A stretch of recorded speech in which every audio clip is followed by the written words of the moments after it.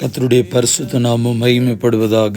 ஆசீர்வதிக்கப்பட்ட புதிய நாள் 24/7/2025 வியாழக்கிழமை. புதிய நாள், புதிய கால வேளைக்காய் கர்த்தர் நன்றியோடு துதிக்கிறேன், ஸ்தோத்திரிக்கிறேன். இந்த நாளுக்கான கர்த்தருடைய வார்த்தை மார்க்கு 8:34.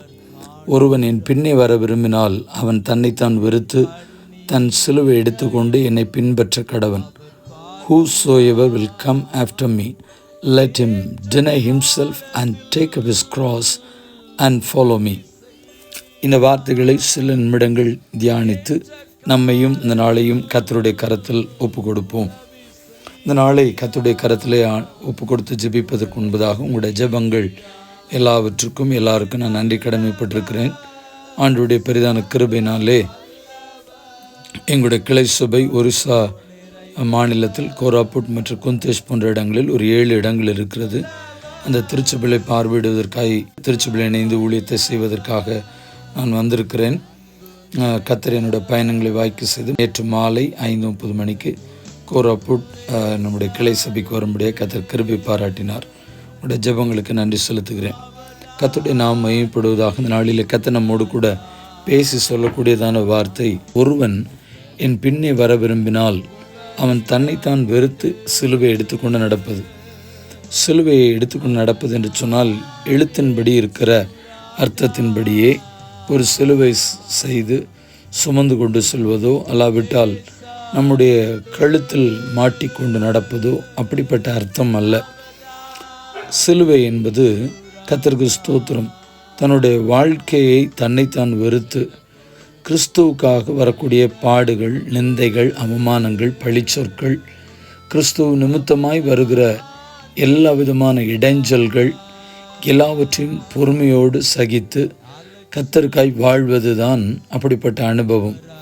கர்த்தருக்கு ஸ்தோத்திரம். நம்முடைய சின்ன சின்ன ஆசைகளை கூட நாம் கர்த்தருக்காய் தியாகம் பண்ணாதவர்கள், சின்ன சின்ன ஆசைகளை கூட கர்த்தருக்காய் விட்டு கொடுக்காதவர்கள், நாம் எப்படி கர்த்தருக்காய் நம் பாடுகளை சகிப்பதற்கு நாம் நம்மை விட்டு கொடுக்க போகிறோம்?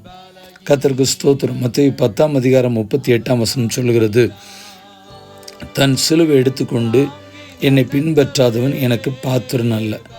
And anyone who does not take his cross and follow me is not worthy of me. அப்படி என்று சொன்னால் சிலுவை சுமக்கத்தான் வேண்டும். பாடுகள், நிந்தைகள், அவமானங்கள், பழிச்சொற்கள் கிறிஸ்துவுக்காக சகிக்கத்தான் வேண்டும். அப்போஸ்தலனாகிய பவுல் கலாத்திய சபைக்கு இதை குறித்து அதிகமாக எழுதி வைத்திருக்கிறதையும் நாம் கலாத்தியர் நிருபத்தில் வாசிக்க முடியும். கலாத்தியர் 2:20 கிறிஸ்துவுடனே கூட சிலுவையில் அறையப்பட்டேன், ஆயினும் பிழைத்திருக்கிறேன். இனி நான் அல்ல, கிறிஸ்துவே எனக்குள் பிழைத்திருக்கிறார். நான் இப்பொழுது மாம்சத்தில் பிழைத்திருக்கிறதோ என்னில் அன்பு கூர்ந்து எனக்காக தம்மைத்தாமே ஒப்பு கொடுத்த தேவனுடைய குமாரனை பற்றும் விசுவாசத்தினாலே பிழைத்திருக்கிறேன். I have been crucified with Christ and I no longer live, but Christ lives in me. The life I live in the body, I live by faith in the Son of God who loved me and gave himself for me. கர்த்தருக்கு ஸ்தோத்திரம் உண்டாகட்டும். கிறிஸ்துவுடனே கூட நாம் சிலுவையில் அறையப்பட்டோம் என்று சொன்னால் கர்த்தருக்கு ஸ்தோத்திரம். நான் எப்படி அறையப்பட்டிருக்கிறேன் அப்படின்னு சொன்னால், என்னுடைய பழைய மனிதனை, பழைய வாழ்க்கையை நான் கிறிஸ்துவுடனே கூட நான் அறைந்திருக்கிறேன். இப்போ நான் உயிரோடு இருக்கிறேன், மாம்சத்தில் பிழைத்திருக்கிறோம் அப்படின்னா எதனால் அப்படின்னா, நான் தேவன் மேல் வைத்திருக்கிற விசுவாசத்தினாலே நான் பிழைத்திருக்கிறேன் என்று சொல்லி. அப்படின்னா மறுபடியும் நான் சொல்கிறேன், பழைய வாழ்க்கை, பழைய சுபாவம், பழைய அனுபவம் எல்லாவற்றையும் நாம் கிறிஸ்துவுடனே கூட சிலுவையில் அறைந்திருக்கிறோம். கலாத்தியர் 5:24 சொல்லும் பொழுது அவர் விதமாய் சொல்லுகிறார், கிறிஸ்துவனுடையவர்கள் தங்கள் மாம்சத்தையும் அதன் ஆசை இச்சைகளையும் சிலுவையில் அறைந்திருக்கிறார்கள். Those who belong to Christ Jesus have crucified the sinful nature with its passions and desires. நம்முடைய எல்லாவற்றையும் கிறிஸ்துவை நாம் தரித்திருக்கிறோம். சிலுவை சுமக்கிறேன் என்று சொன்னால் மாம்ச இச்சைகள், ஆசைகள் இதெல்லாவற்றையும் நாம் சிலுவையிலே அறைவதற்கு நாம் இன்னும் நம்மை தேவனுக்காக பரிபூர்ணமாய் ஒப்பு கொடுப்போம். கர்த்தருக்கு ஸ்தோத்திரம்.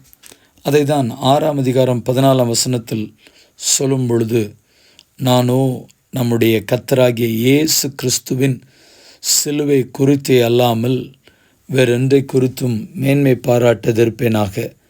அவரால் உலகம் எனக்கு சிலுவையில் அறையுண்டிருக்கிறது, நானும் உலகத்திற்கு சிலுவையில் அறையுண்டிருக்கிறேன்.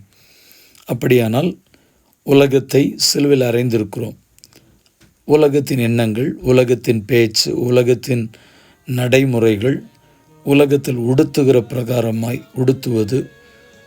அதனால்தான் வேதம் சொல்லுது, நான் உலகத்தான் அல்லாதது போல நீங்களும் உலகத்தாராய் இராதேயுங்கள். அந்த விதமான ஒரு க்ரூசிஃபிக்ஷன், ஆண்டவருக்காய் நம்மை சிலுவையில் அறை ஒப்பு கொடுப்பது, அந்த அனுபவம் உலகத்தை சிலுவையிலே, உலகத்தை நாம் வெறுத்து கிறிஸ்துவுக்காய் வாழ அர்ப்பணிப்பது. May I never boast except in the Christ of our Lord Jesus Christ, through which the world has been crucified to me, and I to the world. கர்த்தருக்கு ஸ்தோத்திரம். நான் என்கிற எண்ணங்கள், அகம்பாவங்கள், மேட்டிமைகள், சுயம், ஆடம்பரம், பெருமை, அகந்தை, இதெல்லாவற்றையும் கிறிஸ்துவுக்காக நான் சிலுவையில் அறையே என்னை ஒப்பு கொடுத்திருக்கிறேன்.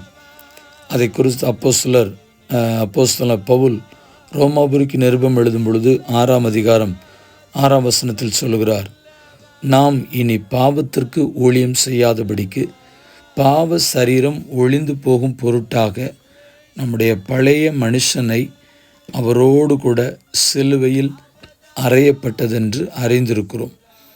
For we know that our old self was crucified with him, so that the body of sin might be done away with, that we should no longer be slaves to sin.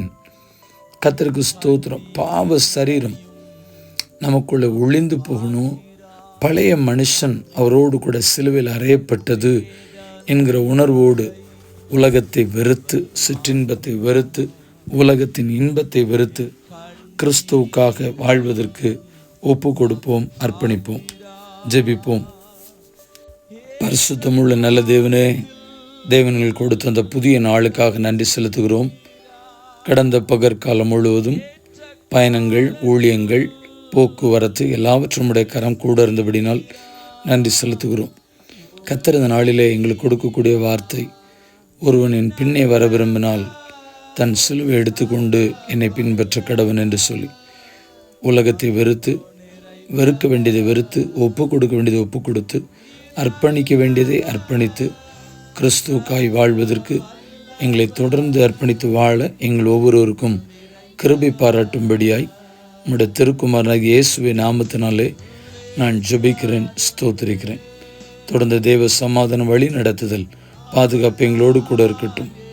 எந்த விதத்திலும் உலகமோ, நான் என்கிற காரியங்களோ, பெருமைகளோ, மேட்டிமைகளோ, சுயம், ஆணவம், அகம்பாவம், இருமாப்பு, உலக சிந்தைகள், உலக பேச்சு, உலகத்தின் வழிபாடுகள் எதுவும் என்னை தாக்காதபடிக்கு கர்த்தர் என்னை பாதுகாக்க, கர்த்தர் கிறிஸ்துவ உலக மனுஷனை புறம்பே தள்ளி கிறிஸ்துவுக்காய் வாழ, கிறிஸ்து சொன்னீர், நான் உலகத்தன் அல்லாதது போல நீங்களும் உலகத்தாராய் இராதீங்கள் என்று சொன்ன வார்த்தைகளின்படி கிறிஸ்துவுக்காய் உலகத்தை வெறுத்து உமக்காய் வாழ கிருபை பாராட்டும். இந்த ஜெபத்தினோடு இணைந்து செய்கிற சிறு பிள்ளைகள், பெரியவர்கள், வாலிபர்கள், நடுத்தர வயதிலுக்கு ஒவ்வொருவரையும் தனித்தனியாக ஆசீர்வதியும். நசன இயேசுவின் நாமத்தில் தாழ்மையோடு ஜெபிக்கிறேன், பரிசுத்தமுள்ள நல்ல பிதாவே, ஆமென். வாழ்த்துக்களுடன் ஜெபங்களுடன் pastor Jebadas. WhatsApp 9345353730. May Jesus bless you all. Amen. Amen.